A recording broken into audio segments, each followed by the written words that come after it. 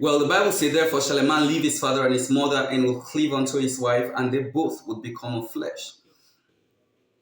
I mean, that's a biblical instruction for marriage. Marriage used to be something that people would want to be before, but these days, marriage is almost losing its taste. And people are actually wishing they could stay alone. What went wrong? Where did we get it wrong? Because I certainly believe it's not the institution that is wrong, but we or the people that are entering into the institution that is really getting things muddled up. You see, I see marriage as a scenario where you take someone who is as useless and horrible, as foolish, as stupid as yourself, and you tell yourself that you agree and you shackle yourself to them. That's what marriage is. I see it that way. That you have agreed that, okay, I just want to stay with this horrible, useless, stupid, and foolish person. Let's stay together. And then both of you have agreed within yourself that, see, no matter what happened here, we cannot run away. We will stay here to fix it. Because when you are able to tell yourself this kind of a truth, because, I mean, if you can run away, then you don't want to accept the truth.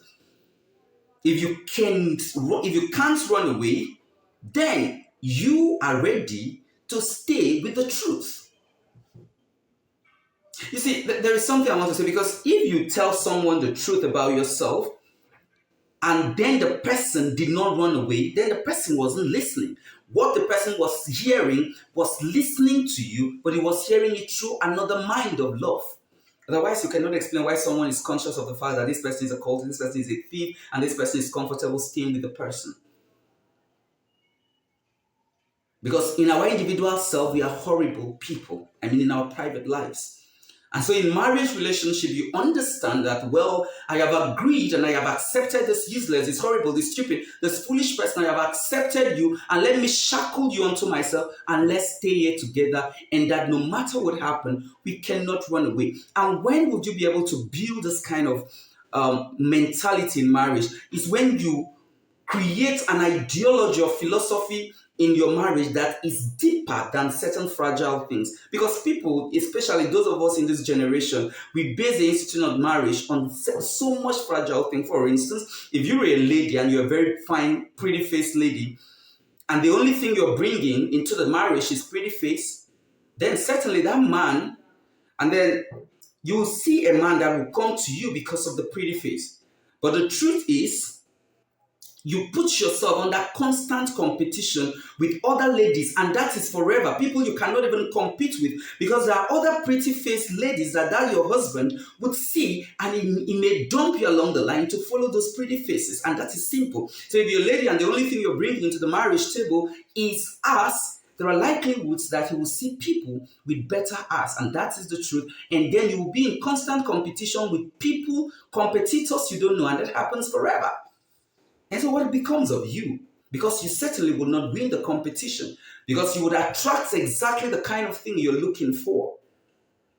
Because why is it like that? Because you have defined your basis for marriage on wrong or fragile philosophies. You see, the reality is when you create your philosophy or idea of marriage on something that is so fragile, you would attract someone who is also very fragile.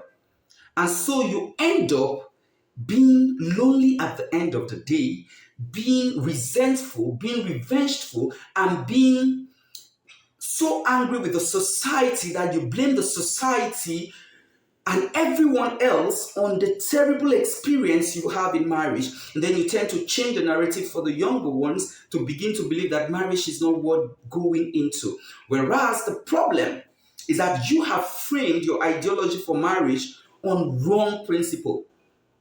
I mean, if you define your ideology or philosophy for marriage on deeper things like family, career, relationship, love, commitment, then you would attract someone that has similar ideologies.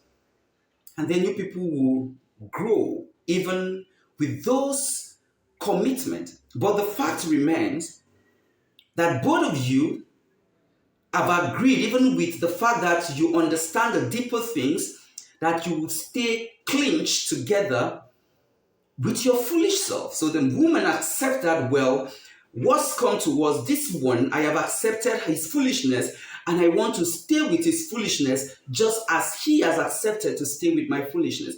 And the woman also agrees that, well, or the man also agrees that, well, I have accepted to stay with this one, his foolishness, just as he has agreed or she has agreed to stay with me. Because that is the only thing, brothers and sisters, that can sustain your marriage. If you carry wisdom and all the physics, biology, and all the medical science, textbook, engineering, mathematics you've read and move it into marriage, that is the way you will jump out of the marriage.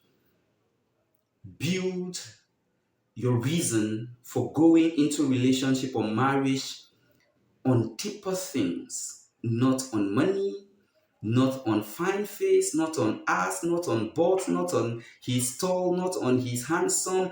There are better things to build love relationship on.